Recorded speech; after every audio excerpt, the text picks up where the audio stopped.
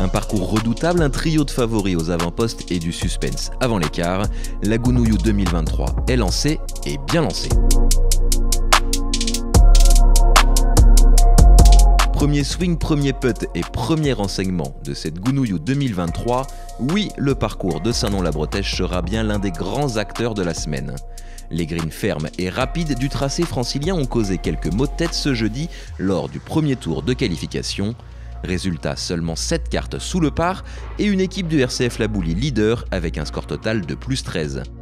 De retour parmi l'élite, les ciels et blancs ont prouvé qu'ils n'étaient pas venus pour prendre le soleil, à l'image de Lucas Dutartre, auteur d'un solide -2 pour sa première en Gounouillou. Je suis super content, depuis le début de l'année, je pensais à cette compète, honnêtement, depuis que je suis aux États-Unis. Et il y avait un peu de pression forcément, après je voulais partir, j'aime bien jouer le matin, je savais qu'il allait y avoir un peu moins de vent et que cet après-midi ça pouvait être plus compliqué. Je me suis senti plutôt bien tout au long du jour, même si j'ai pas très bien tapé la balle, j'ai très bien putté aujourd'hui. Et le parcours, je savais qu'il était pas facile et je voulais juste ramener une carte autour du par pour l'équipe et je suis content de ce que j'ai fait. Un petit coup seulement derrière la Boulie, on retrouve le club hôte de Saint-Non-la-Bretèche. La seule équipe à rendre 2 cartes sous le par a profité de son avantage d'évoluer à la maison. Oui, c'est sûr, c'est un avantage.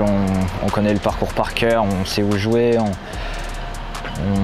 connaît bien les greens, du coup c'est un avantage. Mais après, c'est pas pour ça qu'il faut dire que tout est bon. Faut quand même faire attention, vu que les pièges ils arrivent très vite sur ce parcours. Du coup, oui, on peut dire qu'on a un avantage, mais il faut rester méfiant.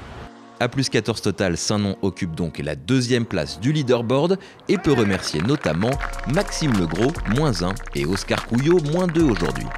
C'était une très bonne partie, j'ai très bien commencé, je me suis mis plutôt en confiance dès le début. Je passe -4 à l'aller, parfait, enfin, je me sentais très bien et au retour un petit double au 15, enfin bogey 13, double 15 qui m'ont un peu ralenti et quand même très content avec le parcours qui est quand même très bien préparé, assez compliqué du coup, ouais, très content.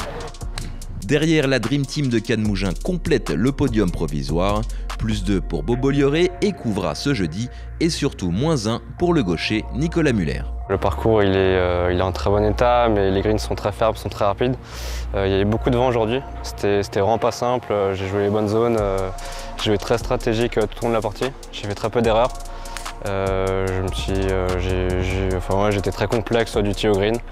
Et non, je suis très content de cette première journée. Je pense que comme beaucoup d'équipes, on a envie de gagner, on a envie de ramener la coupe à la fin de la semaine. Mais je pense que pour tous les joueurs de l'équipe, on est une équipe très homogène, mais il va falloir être très patient. Parce que comme dit, le parcours il est très dur, les greens, les drapeaux ils sont très bien placés. Peut y avoir pas mal de vent cette semaine. Du coup, ça va être important de rester patient et de ne pas trop donner de coups au parcours durant chaque jour.